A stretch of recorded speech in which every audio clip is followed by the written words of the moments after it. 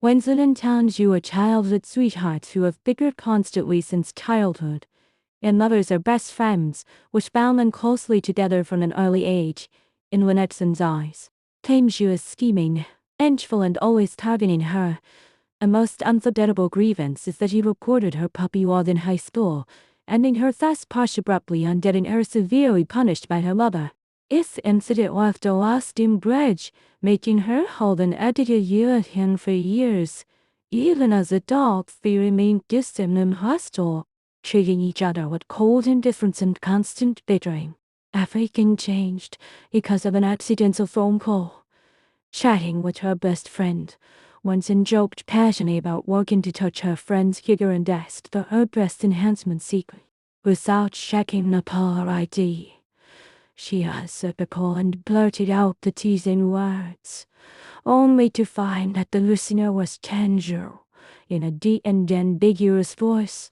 Tanju asked seriously if she really wanted to touch him, wondering Winston completely stunned and embarrassed. She stammered an explanation that she had mistaken him for her friend and it was just a girl's joke. Tanju did not tease her further, instead imploring her that their parents were gathered at his home and her mother had cooked her favorite sweet and sour eggs, asking her to come for dinner. Lazy to endure her mother's nagging, Winston had no choice but to go. The elders chatted happily after dinner, used to their hostile relationship. Left alone in the living room, the atmosphere was awkward and stifling. While Winston was scrolling through short videos, Tanju suddenly questioned whether she was in a relationship rather than ambiguous chats with others. Frustrated and annoyed, Winston explained that she was distracted while reading chicken feet in the street hall. Yet Tanju looked utterly skeptical. Infuriated by his disgust, she left early with great grievance. Late at night, when Winston was about to sleep, Tanju sent a series of extremely ambiguous and bold messages, completely abandoning his usual cold and aloof demeanor. Thinking he was indulging in inappropriate fantasies about her, Winston angrily warned him to apologize or she would tell their parents. Just as she was about to block and delete him, Tanju sent multiple high-minus definition photos that was well minus defined ADS. The sexy and attractive photos shocked Winston, subverting her perception of the reserved and taciturn Tanju, revealing his hidden sultry side. Though she complained about his dull style, Winston was secretly attracted and sent the photos. Since then, they formed an unspoken ambiguous tacit understanding. Tanju regularly sent updated fitness photos with increasingly bold styles, from single abdominal shots to ripped-looking trendy outfit close-minus ups. Winston quietly accepted his overtures, indulging in this secret and thrilling intimate interaction, and their relationship deteriorated from hostility to subtle affection. During the family dinner gathering, Winston nearly got hit by an electric scooter while going out to buy watermelons. Tanju pulled her into his arms instantly to protect her from danger. After the crisis, he deliberately pinched the soft flesh out at her waist to tease her, brazenly claiming that her waist felt soft and nice. Grateful for his rescue, Winston could only hold back her anger and let it go.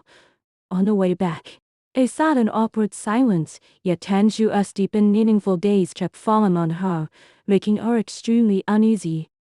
Later, he borrowed her bedroom computer under the pretense of filling out forms, deliberately teasing her and making her vigil. Gradually, Winston realized their secret interaction was only internet impulse and downgrades. To avoid irreversible consequences, she decided to stop the ambiguous relationship in time. She deleted all his photos, lied about having an online boyfriend, and told him to find his own corner.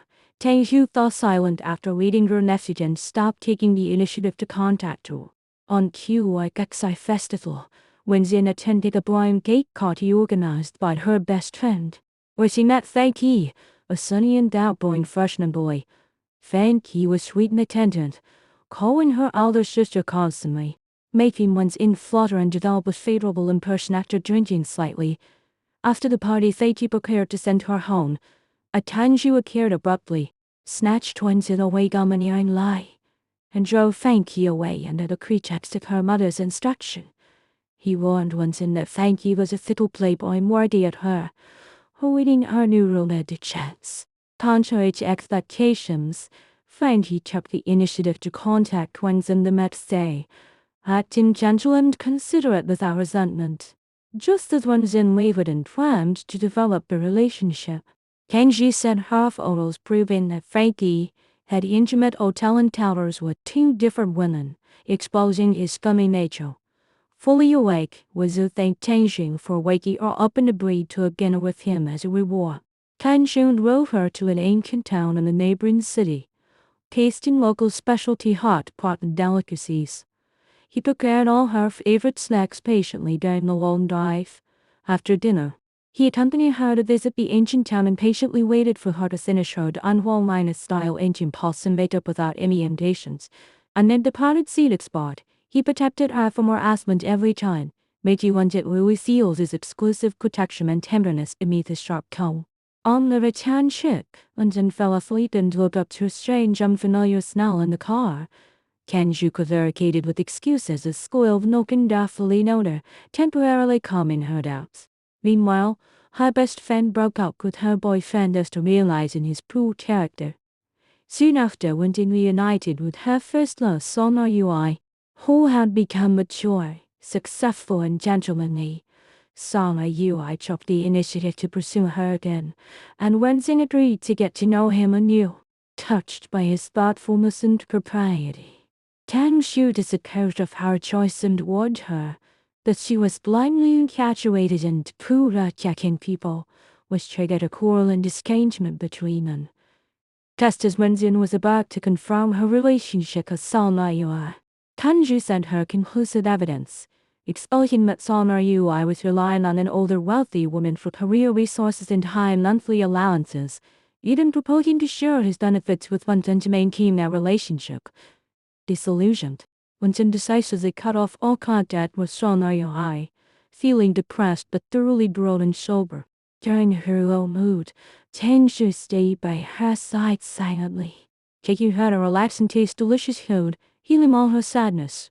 During a subsequent family gathering, the sleeping robot broke down.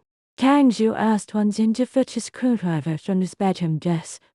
Finding nothing on the desk, she pulled open the drawer and accidentally discovered his biggest secret. It was full of candid photos of her, ranging from her high school uniform days to her adult daily looks, reporting every stage of her growth. Shocked, Wenzin recalled on a past interaction, then suddenly realized the truth.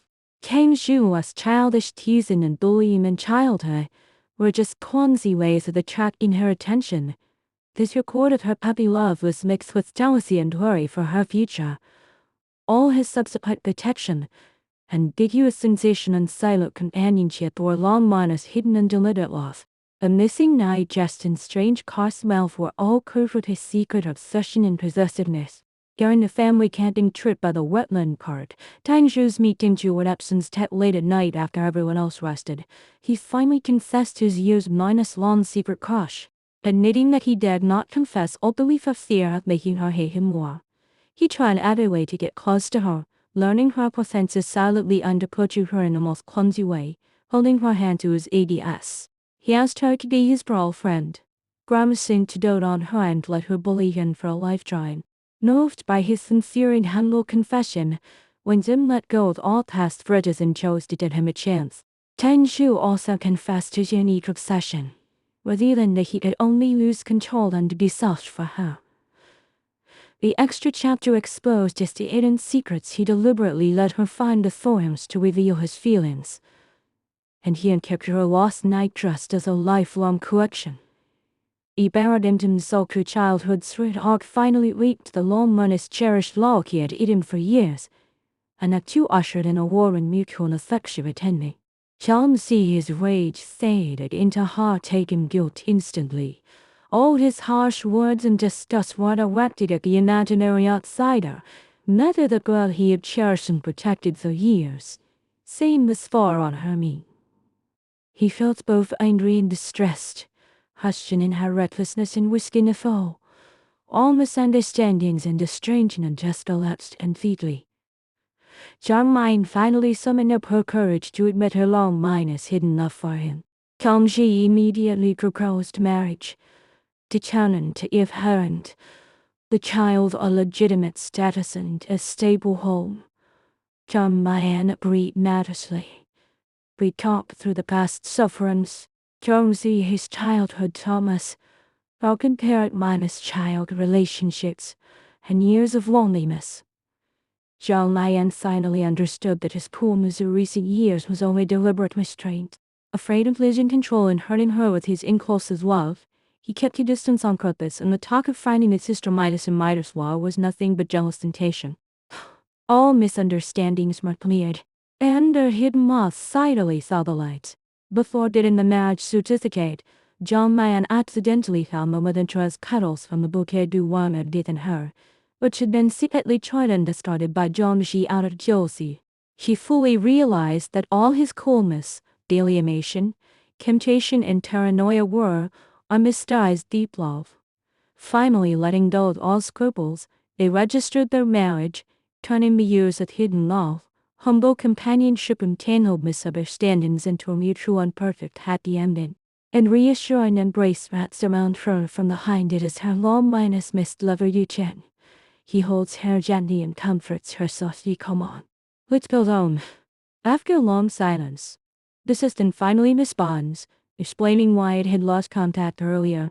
Exchange fluctuations in the world stage.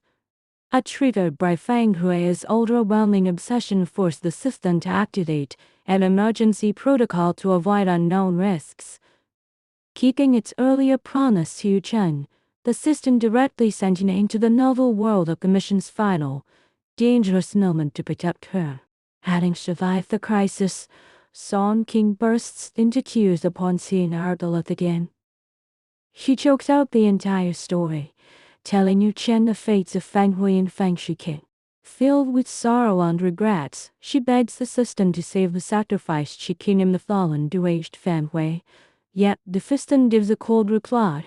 And the characters of the novel world, and their life trajectories and emotional choices have long deviated completely from the original plotline, falling beyond the system's power and intervention. Their fates cannot be reversed, nor can they be saved, leaving her only to mourn and grief. It is then that Song King finally understands. The gentle smile Fang Shiqing gave her at her final moment, and the quiet words she failed to hear clearly back then, were a soft yet resolute confession. Mom, I will always love you. A sensible, gentle girl sacrificed her own life to sever all obsessive entanglement, pave the way for Song King's return, and safeguard the perfect life waiting for her and Tian. This 39th day transmogrification mission ends with profound regret, silent sacrifice, and a tragic mad finale. The Song King successfully returns to the one she loves. She carries an irrecoverable guilt and lingering longing in her heart, forever a regret but can never be ye. And the belated repentance was meaningless. His betrayal and hurt had exhausted all their northern affection. Standing under the last foreign sky, Chang Ran smiled peacefully, completely reconciling with her past. Breaking free from marital shackles and family fetters, she determined to live for herself alone, free, magnanimous, and peaceful for the rest of her life. Zuzi Ayan still needed time to settle her mood and delayed giving him a definite reply, choosing to avoid his entanglement temporarily. She often went to her best friend's house to relax, only to find Chen Zhuan quarreling fiercely with Shan Jiasen. Shen Yunshan was caught in the middle and looked exhausted. Zuzi Ayan took him away from the chaotic scene out of kindness. During their chats, Shen Yunshan brought up his feelings again, asking if he still had a chance.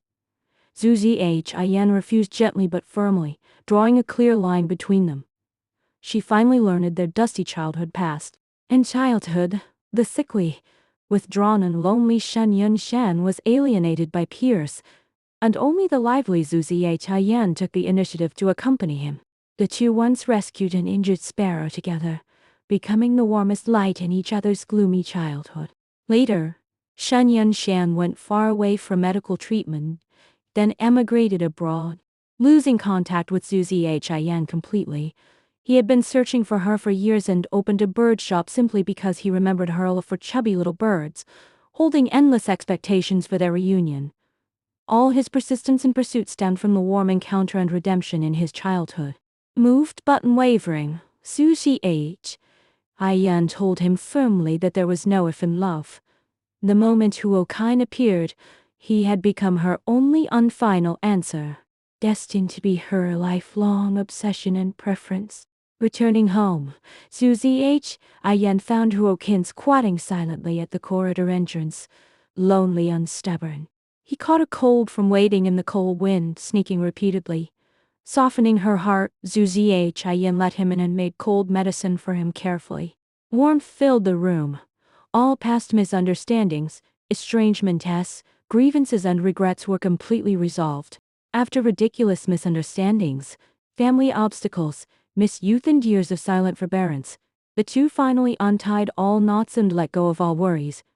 This time, they held each other firmly, redeemed each other in mutual devotion, and decided to spend the rest of their lives together without separation.